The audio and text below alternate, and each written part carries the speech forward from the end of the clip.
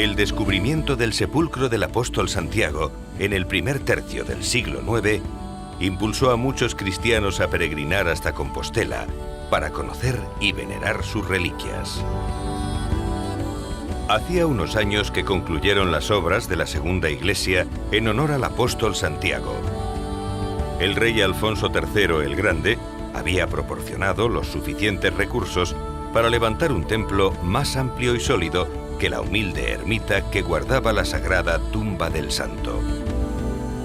Las necesidades habían cambiado. La construcción, además de custodiar y honrar las reliquias del apóstol y sus discípulos Teodoro y Atanasio, debía de ser capaz de acoger una mayor presencia de peregrinos llegados de los reinos peninsulares y del resto de Europa.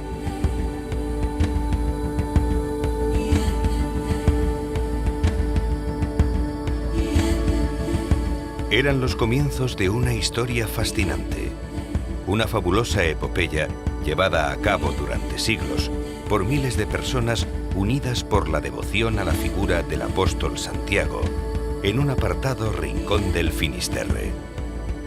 Le llamaban Compostela, el campo de las estrellas.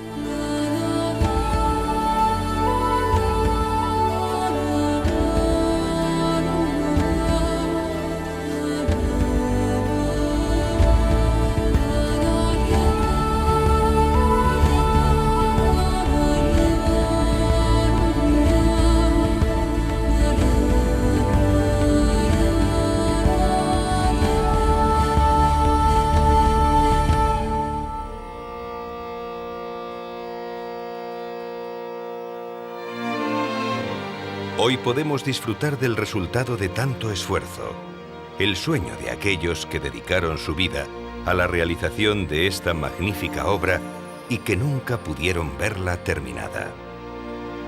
Porque la imagen actual de la Catedral de Santiago es el resultado de numerosos cambios, proyectos, obras, remodelaciones, en fin, una dilatada y apasionante creación arquitectónica y artística desarrollada a través de los siglos.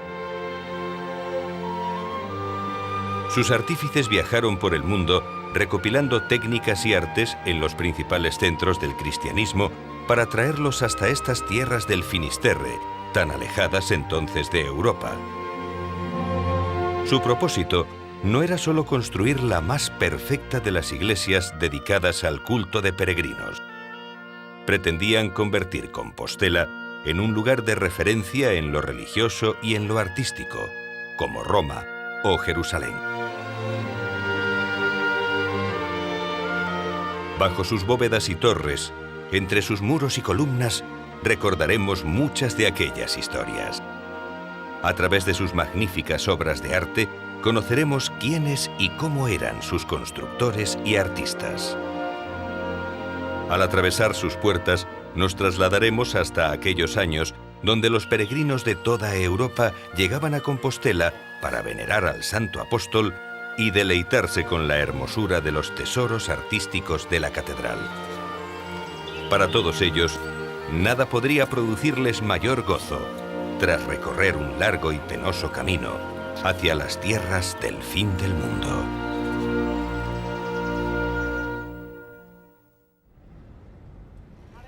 Esta es la magnífica Plaza del Obradoiro. Miles de peregrinos venidos de todas partes viajan hasta aquí desde hace 1000 años. La mezcla perfecta de aventura turístico-deportiva y sentimiento religioso hacen del Camino de Santiago una experiencia incomparable. Aunque desde la Edad Media, Jerusalén, Roma y Santiago han sido los tres grandes centros de peregrinación, la ruta jacobea es la única que aún se realiza de la misma forma que entonces, a pie y con el zurrón al hombro.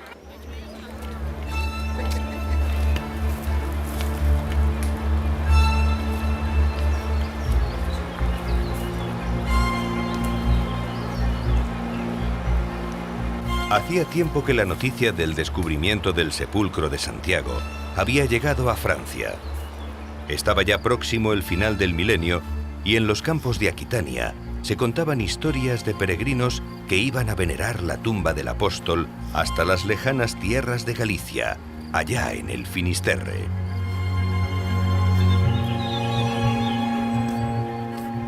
Eran tiempos oscuros y peligrosos. Viajeros llegados de la península hablaban de combates encarnizados entre cristianos y musulmanes. El terror se desató al conocerse que el ejército sarraceno había arrasado Compostela. Almanzor había destruido su basílica y demás iglesias y monasterios. Los monjes que consiguieron huir lograron poner a salvo a duras penas algunos códices y objetos de gran valor.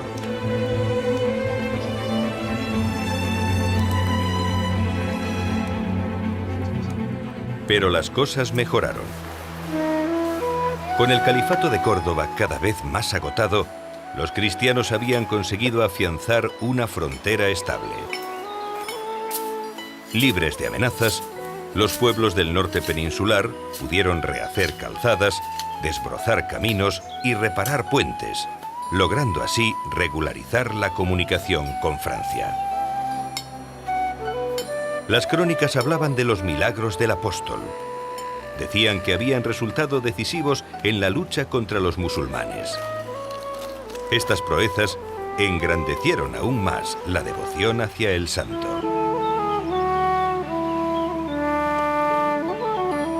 Corría el año 1065 y en la villa francesa de Conques llevaban ya 20 años construyendo una iglesia para custodiar las reliquias de Saint-Foy, veneradas desde el año 866, cuando un monje local las trajo desde Agen, ciudad donde en el siglo II fue martirizada cuando tenía solo 12 años.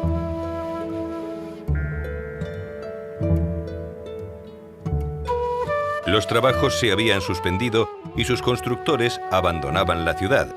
Entre ellos se encontraba el maestro Bernardo, que en compañía de otros artesanos había decidido viajar a tierras hispanas.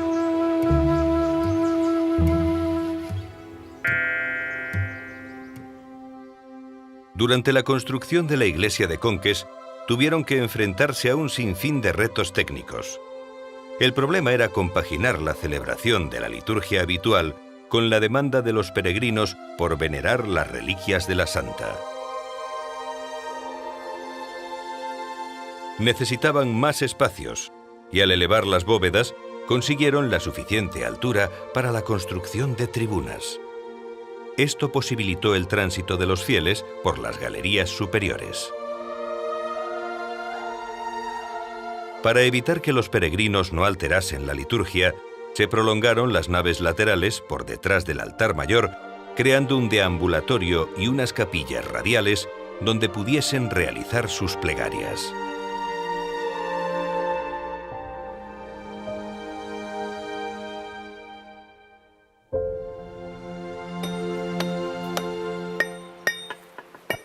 Las obras, como en el caso de Conques, a menudo se interrumpían y maestros, obreros y artesanos tenían que ir a buscar trabajo. Las posibilidades de encontrarlo aumentaban en los diferentes pueblos y ciudades a lo largo de las rutas de peregrinación con destino al oeste de España. Dado el creciente aumento de peregrinos, no era raro encontrarse con las obras de algún santuario, hospital o albergue para el viajero. Y por medio de este continuo trajín de artesanos, constructores y artistas, se iban transmitiendo los nuevos avances, formas y técnicas, tanto en construcción como en el arte de la escultura y la pintura. El Camino de Santiago no era ya solo un camino de devoción. Comenzaba a ser un flujo de transmisión y creación de cultura y arte.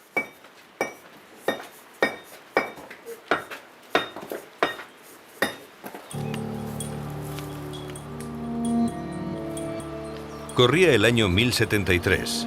8 años después de abandonar Conques, el maestro Bernardo decidió viajar a Santiago. Había oído que un nuevo obispo llamado Peláez pensaba edificar una nueva basílica y estaba muy interesado en participar en el nuevo proyecto. Alfonso VI ha reunido bajo su corona los reinos de Galicia, León y Castilla. Una vez concluida la reconquista del norte peninsular y despejados los caminos, los peregrinos procedentes de las distintas regiones de Europa se dirigían hacia Santiago de Compostela por las 4 rutas que atravesaban el territorio francés y se unían en la localidad navarra de Puente la Reina. A partir de aquí, un único camino les llevaría hasta Santiago.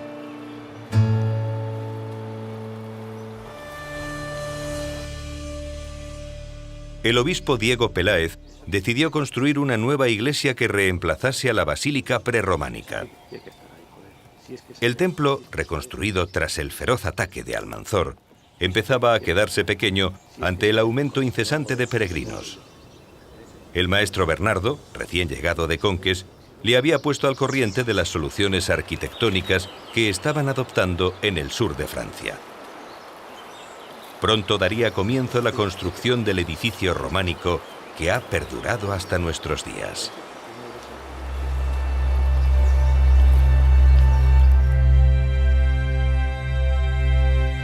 Pero antes de conocer el proceso que llevó a edificar la magnífica y legendaria catedral, retrocedamos aún más en el tiempo para conocer los orígenes de esta maravillosa historia.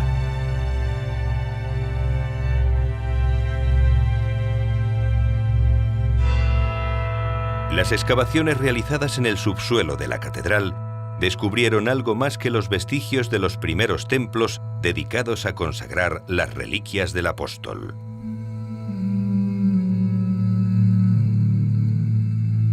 Los restos arqueológicos desvelaron la existencia de un poblado romano entre los 4 primeros siglos de nuestra era. Muchos de sus materiales y estructuras fueron reutilizados en la Edad Media, pero todavía podemos observar los restos de la necrópolis, algunos de sus muros y parte del mausoleo, aquel en donde se hallaron los restos del apóstol y sus discípulos, y que hoy constituye la cripta donde se halla la urna que guarda sus reliquias.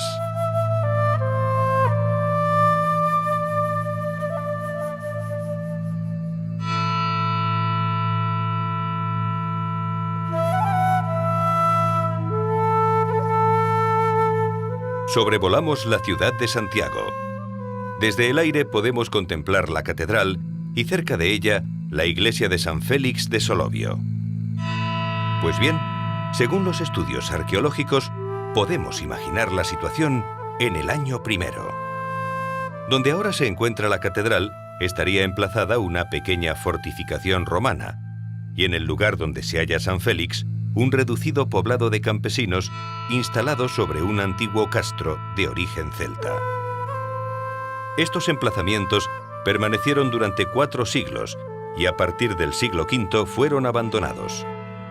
Con el paso de los años, la vegetación fue cubriendo el lugar, formando un monte tupido, y la pequeña aldea de campesinos quedó reducida a un simple abrigo donde recoger el ganado. Y es en este lugar donde las crónicas cuentan que un ermitaño llamado Pelayo, mientras se encontraba ayunando, observó unas luces que brillaban sobre la antigua ciudadela romana. Pero Pelayo no fue el único que contempló el fenómeno.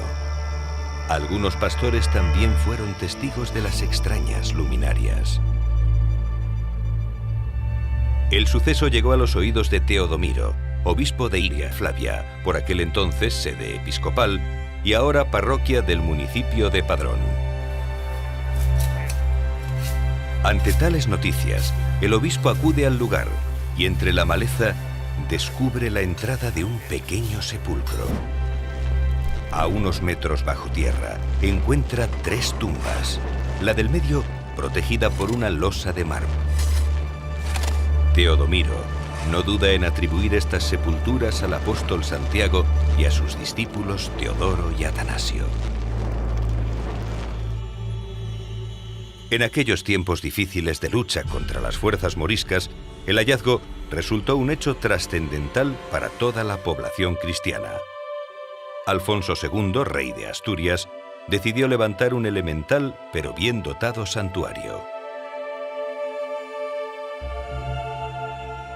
Sobre el sepulcro se construyó una iglesia para venerar las reliquias del apóstol, y al lado el pequeño monasterio de Antealtares para albergar a la comunidad de monjes que cuidaría del llamado Locus Sancti Jacobi.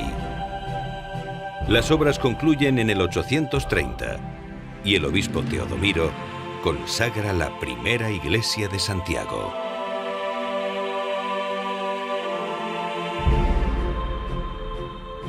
Justo donde 4 siglos atrás se emplazaba el poblado romano, surgía el núcleo primordial de la futura catedral y de la ciudad de Santiago.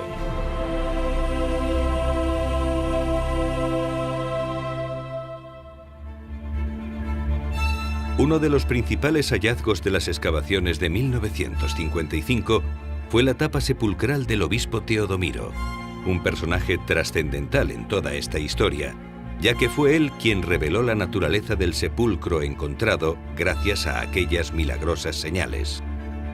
Pero, ¿qué razones tenía Teodomiro para afirmar de manera tan concluyente que esa tumba pertenecía al apóstol Santiago? Diversas informaciones habían llevado al obispo Teodomiro a tener fundadas sospechas de que el apóstol podía estar enterrado en Galicia. En el año 700, Adelmo, el obispo de Sherborne, y más adelante los escritos de Beda el Venerable, afirmaban que las reliquias del apóstol podrían estar ocultas en tierras gallegas. Pero él sabía que estos escritos tenían su base en los textos bizantinos del siglo V, conocidos como el Breviario de los Apóstoles, donde por primera vez se habla del apostolado de Santiago en Hispania y sobre todo de su enterramiento en Arca Marmárica. No es de extrañar entonces que después de escuchar al ermitaño Pelayo relatar cómo unas milagrosas luces señalaban el lugar y descubrir el oculto sepulcro de naturaleza romana, donde una de las tumbas estaba cubierta por una losa de mármol, lo identificase enseguida como el Arca Marmárica, aquel que los escritos señalaban como el sepulcro de Santiago.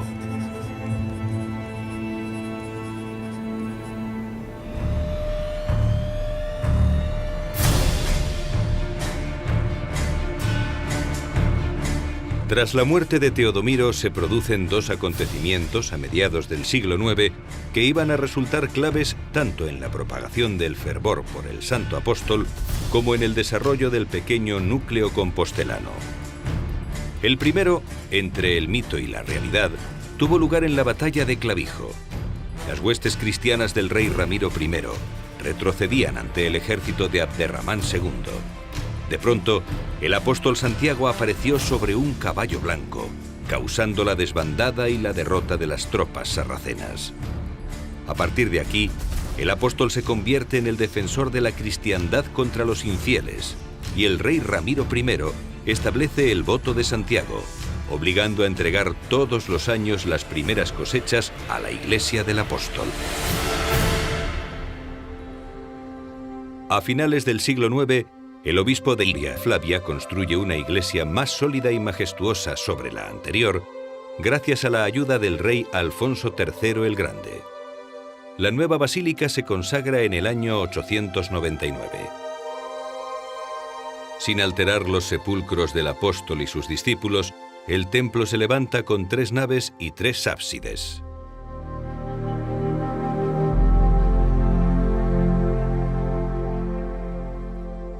Además de esta gran obra, se realizan reformas en los monasterios para mejorar la vida de los canónigos y monjes y se construyen distintas edificaciones, como la capilla de la Corticela, para reforzar la brillantez de las celebraciones litúrgicas, y otras para la acogida y cuidado de los peregrinos, que con más frecuencia acuden a venerar la tumba del apóstol y admirar la nueva basílica.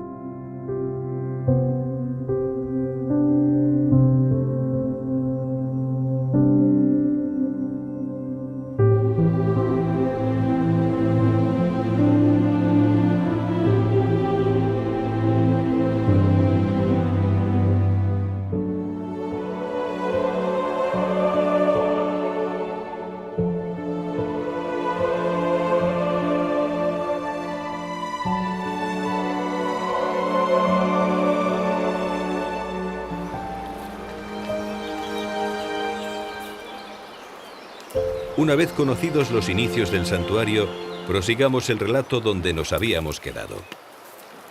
Era el año 1074 y el obispo Diego Peláez estudiaba el ambicioso proyecto de los maestros franceses para la construcción de la nueva basílica. El plan del maestro Bernardo y del obispo Peláez no solo afectaba a la estructura del antiguo templo, implicaba la anexión de parte de los edificios colindantes.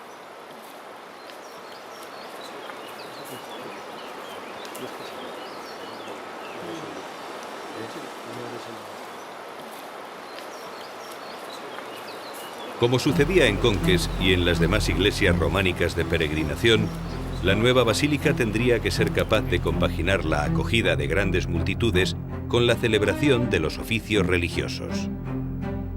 Había que derribar, por tanto, la antigua catedral y construir una nueva que tuviese una planta de cruz latina con 3 naves y un amplio deambulatorio semicircular con capillas alrededor de la cripta, para que los fieles pudiesen acercarse a las reliquias del apóstol sin interrumpir la liturgia. Por desgracia para el obispo Peláez y los maestros Bernardo y Roberto, sus deseos se vieron truncados a los 13 años de comenzar las obras. Durante estos años, solo tuvieron tiempo de construir las 3 capillas centrales de la girola, la del Salvador, la de San Pedro y la de San Juan, así como los muros que las unían. En el muro derecho de la capilla del Salvador observamos una inscripción que está incompleta. Si añadimos los caracteres que faltan, podemos leer: Anno milenos 75 fundata Jacobi. Esta leyenda nos desvela que en el año 1075 se colocaron los cimientos de la catedral.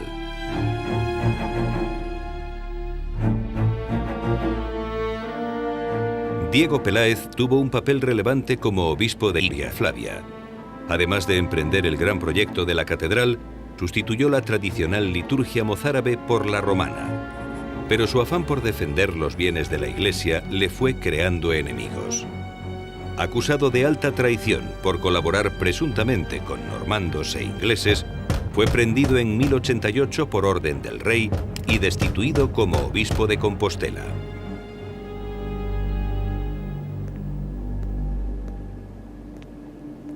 Por suerte, hay veces que la historia corrige los errores de los hombres y nos regala personajes excepcionales, y no hay duda de que eso fue lo que aconteció en aquel tiempo. Tenía la sensación de que todo había pasado muy rápido. Habían pasado 20 años desde que Diego Gelmírez viajase a Roma para ser nombrado obispo. La sede llevaba 4 años vacante después de su traslado de Iria Flavia a Compostela en 1095 por el Papa Urbano II.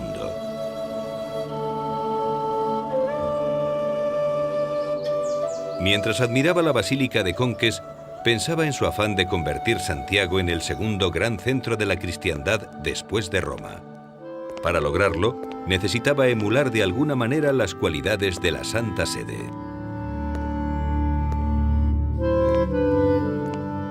La Basílica de Santiago debía de estar a la altura, y este viaje le estaba permitiendo conocer el arte monumental que se estaba realizando en Europa. A su regreso, analizaría con los maestros constructores toda esta información para emplearla en los nuevos diseños.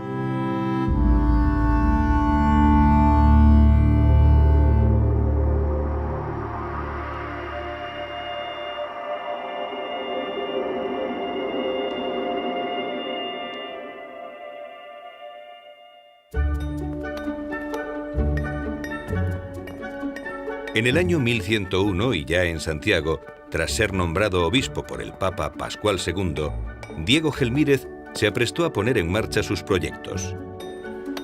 El primero debía ser la conclusión de la catedral.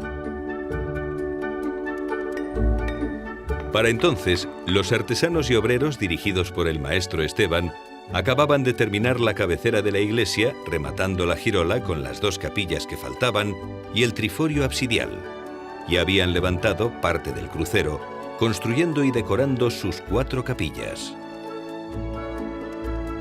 El obispo Gelmírez tuvo la oportunidad de conocer los principales talleres creadores del arte románico, como Toulouse, Conques y Cluny. Era evidente que si quería conseguir que la Iglesia de Santiago llegara a ser esa gran sede apostólica, debía de estar a la vanguardia del arte. Para ello, patrocinó continuos intercambios entre los obradores compostelanos y los más avanzados de la época. El Camino de Santiago se había convertido definitivamente en un torrente de intercambio cultural y artístico entre Galicia y el resto de Europa.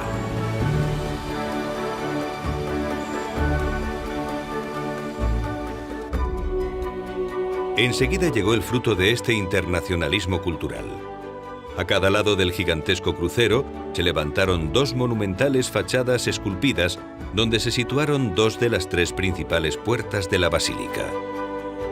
Al norte, la puerta francígena, por donde entraban los peregrinos finalizando el camino francés, y al sur, la puerta de Platerías, elevada sobre el atrio de acceso del Palacio Episcopal.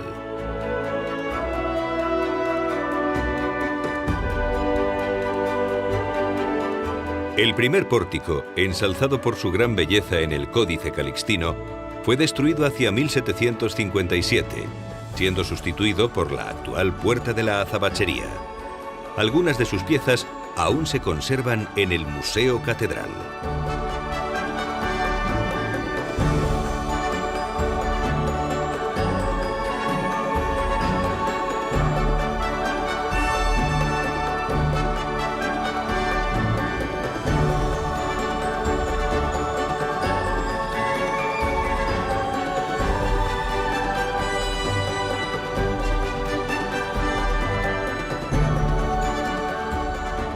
La fachada de la Puerta de Platerías ha perdurado hasta nuestros días, pero su aspecto empezó a sufrir modificaciones desde los primeros años, ya que en tiempos del obispo Gelmírez fue objeto de un incendio. A los relieves originales se fueron añadiendo distintas piezas procedentes tanto de la puerta francígena original como de otras obras posteriores.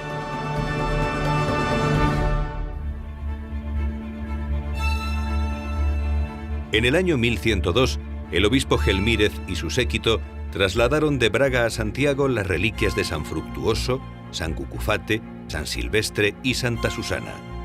Algunas de ellas aún se encuentran en la capilla de las reliquias de la catedral. El llamado Pío Latrocinio consiguió atraer a más peregrinos y restar importancia a la sede de Braga.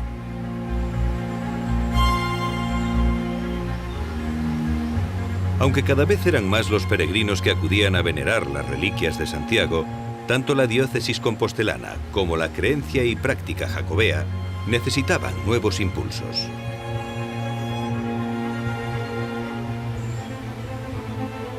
Con el propósito de afianzar sus pretensiones como sede apostólica, el Papa Calixto II, en 1120, elevó a Diego Gelmírez al rango de arzobispo, obteniendo así la dignidad metropolitana de la Iglesia de Santiago a costa de la de Mérida. Posteriormente impulsó la redacción de unos textos para difundir y consolidar los fundamentos de la tradición jacobea. Y así nació el Códice Calixtino, cuyo manuscrito original se conserva en la Catedral de Santiago.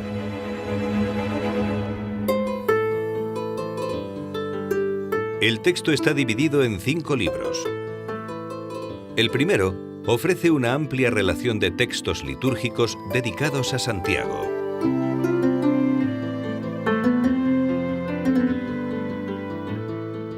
El segundo contiene los milagros realizados por el apóstol en las distintas rutas del Camino de Santiago.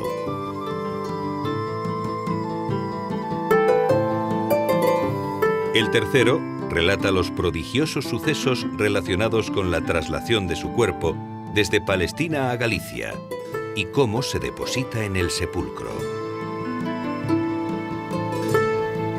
El cuarto, conocido como la Historia de Turpín, narra la venida a España del emperador Carlomagno para liberar el camino a la tumba apostólica. Y por último, el quinto, consiste en la famosa Guía del Peregrino desde Francia a Santiago, atribuida al clérigo francés Aymeric Picot. En su apéndice final se hallan diversos himnos y poemas en honor a Santiago, referencia fundamental en la música polifónica occidental.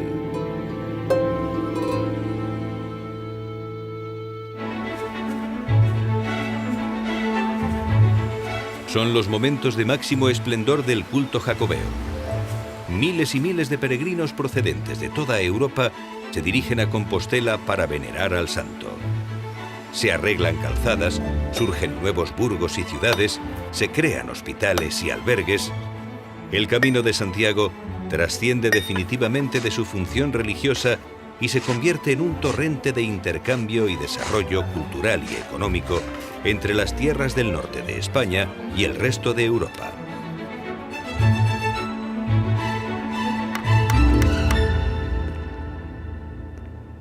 Diego Gelmírez había cumplido todos sus objetivos. La construcción de la catedral iba por buen camino y era un referente del arte románico europeo. Su diócesis tenía la dignidad metropolitana y Santiago, gracias a sus nuevas construcciones y al fomento de la cultura, se mostraba como una ciudad abierta y próspera. Para algunos de sus conciudadanos, estos éxitos no fueron excusa a la hora de perpetrar un vergonzoso intento de linchamiento, aprovechando cobardemente su vejez y enfermedad. Pero el obispo Gelmírez, muchas veces acusado de codicia por querer engrandecer su iglesia y su región, perdonó siempre a aquellos que le ultrajaron para apoderarse de todos sus logros.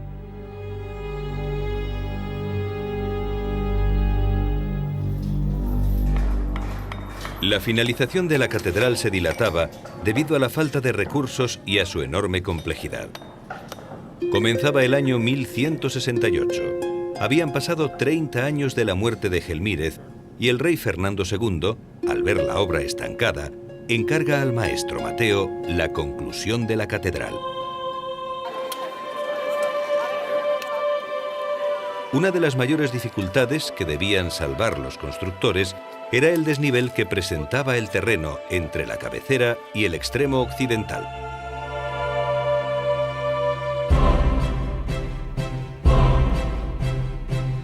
Para solucionar el problema y poder rematar las naves, Mateo decide construir una cripta que nivele el terreno y sirva de soporte a la estructura de un nuevo e innovador pórtico que introducirá en el templo el nuevo estilo gótico.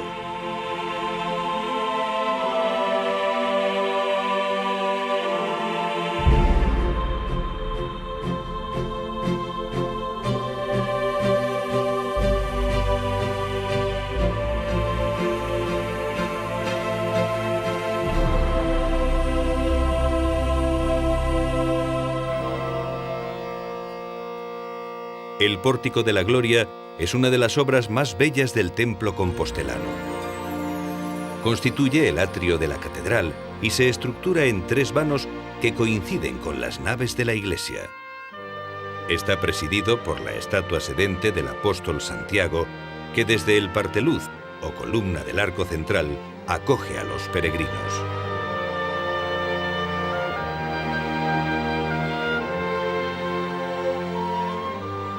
Una vez que el maestro Mateo hubo rematado la fachada occidental y construido el majestuoso coro pétreo que hoy podemos ver en el Museo Catedral, quedaron concluidas las obras.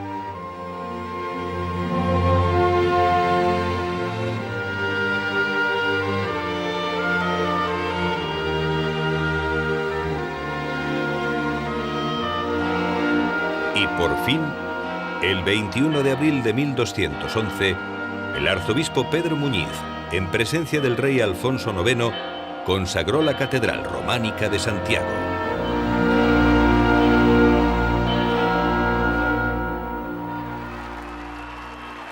Hoy es un día muy especial. El Papa Benedicto XVI visita Santiago y su catedral.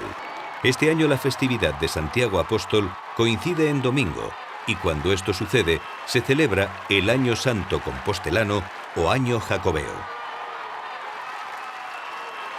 A imitación de los años santos romanos, surgidos en 1300, los peregrinos que acudiesen al Santo Sepulcro durante estos años lograrían la indulgencia plenaria, es decir, el perdón de todos sus pecados. Tal privilegio fue concedido 2 siglos después de la consagración de la catedral románica por el Papa Martín V, gracias a las gestiones del por entonces arzobispo Lope de Mendoza. En el nombre del Padre, del Hijo y del Espíritu Santo. El primer año santo jacobeo se celebró en 1428 y desde entonces se viene celebrando regularmente. Con todos vosotros.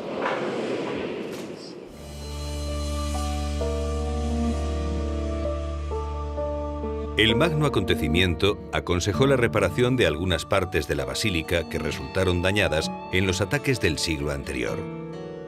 La principal reforma fue la construcción del actual cimborrio gótico.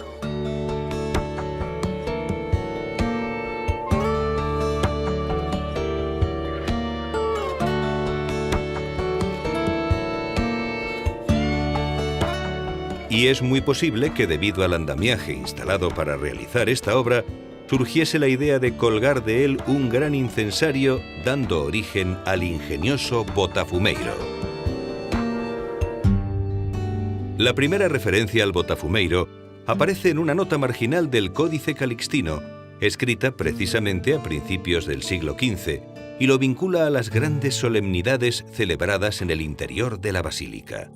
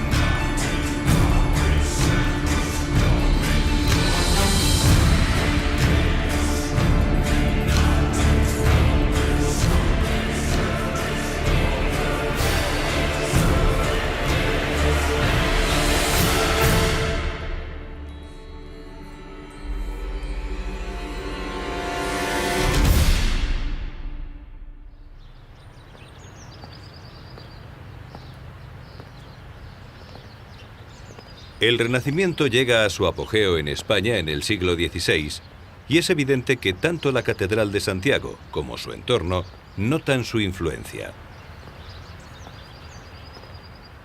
Es precisamente cuando se construye el nuevo claustro que sustituye al medieval.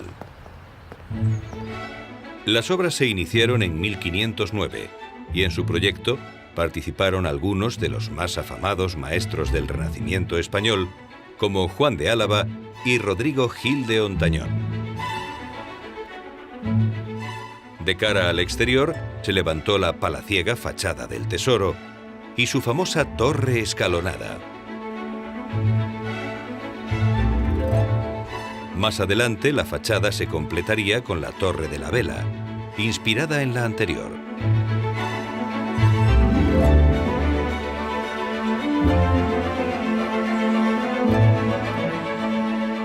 También en el siglo XVI es cuando empieza a coger forma la Plaza del Obradoiro, al construirse el Hospital Real para peregrinos y enfermos. Los Reyes Católicos peregrinan a Compostela para agradecer al apóstol Santiago la conquista de Granada. Viendo la gran afluencia de devotos, promueven su construcción. Actualmente recibe el nombre de Hostal de los Reyes Católicos, siendo uno de los edificios más bellos del Renacimiento español. Más adelante se decidiría la realización de la actual escalera de acceso al Pórtico de la Gloria, obra de Ginés Martínez.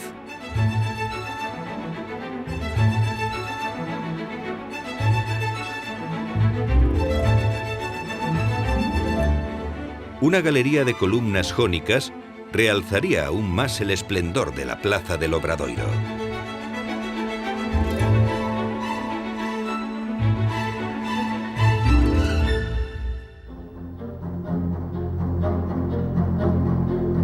Una serie de acontecimientos habían provocado una progresiva reducción de peregrinos a Santiago desde el siglo XIV. La terrorífica peste negra, que diezmó la población europea, unida al gran cisma que dividió a los católicos en 1378, significaron el comienzo de la crisis.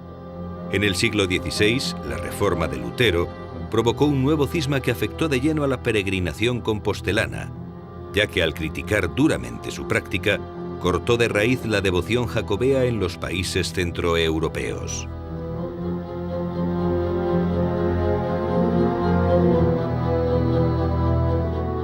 En 1589, el arzobispo Juan de San Clemente, advertido de que el pirata Francis Drake había arrasado a Coruña en respuesta a la fracasada invasión de la Armada Invencible, enterró en absoluto secreto las reliquias del apóstol tras el altar mayor de la catedral. La desaparición de los restos del apóstol agravó definitivamente la crisis de la ruta jacobea.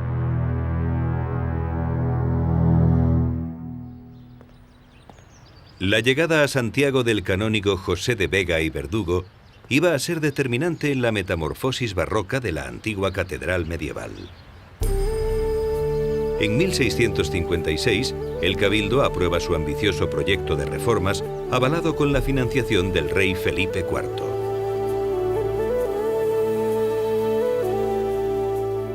El propósito del canónigo era superponer en el exterior y el interior del templo nuevas estructuras arquitectónicas y ornamentales barrocas, manteniendo la planta románica original.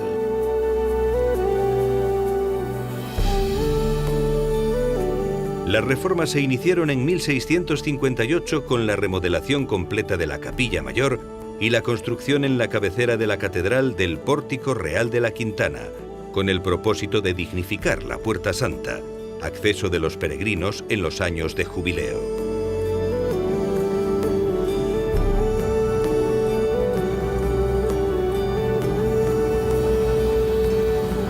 La transformación de la cabecera de la basílica culmina primero con la nueva cúpula sobre el cimborrio gótico y más tarde con la construcción de la Torre del Reloj.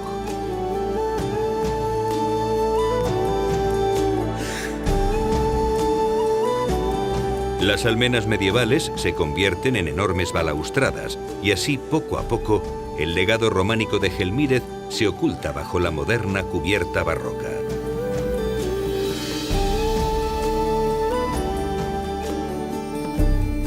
Pero la metamorfosis aún no había concluido. Había que rematar el enmascaramiento barroco con una nueva fachada en la Plaza del Obradoiro, y el arquitecto Fernando de Casas se iba a ocupar de ello. Después de varias propuestas, se decidió superponer un nuevo frontispicio al que en su día construyó el maestro Mateo. Las dos torres medievales se elevaron e igualaron, y en el cuerpo central se abrió uno de los ventanales más grandes de su tiempo para iluminar el interior de la catedral.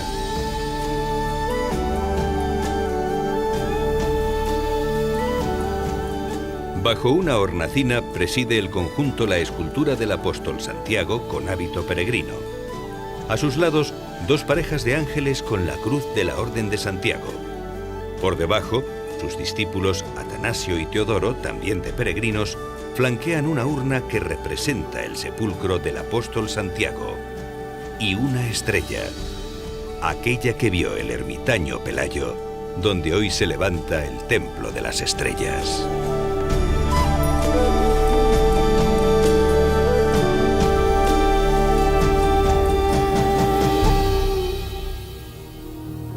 Aunque el Camino de Santiago consiguió recuperar parte de su prestigio en el siglo XVIII, con el gran cambio social del XIX volvió la crisis.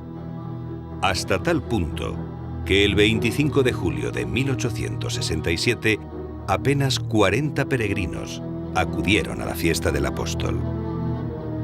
Pero durante el transcurso de las excavaciones de 1879, el canónigo López Ferreiro halló las reliquias que durante 300 años estaban ocultas.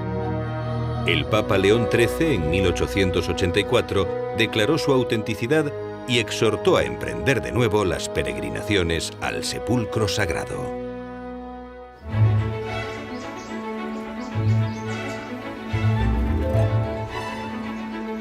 El documento pontificio resultó fundamental en la revitalización de la fe jacobea. A partir de entonces, el aumento de peregrinos hacia la villa compostelana no ha dejado de crecer hasta nuestros días.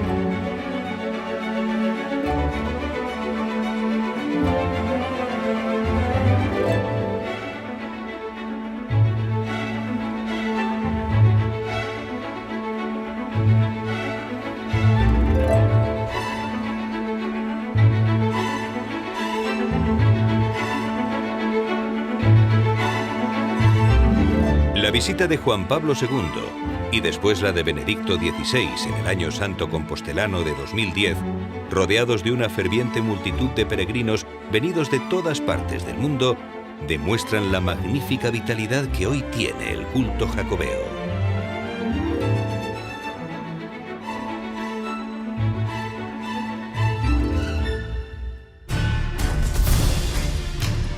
Pero a pesar de todos los cambios, la obra de Peláez y Gelmírez, de los maestros Bernardo, Esteban, Mateo y tantos otros, sigue inalterable y reconocible. En los espacios de sus naves, columnas, tribunas, capillas y pórticos, se conserva el espíritu de todos aquellos que contribuyeron a edificarla.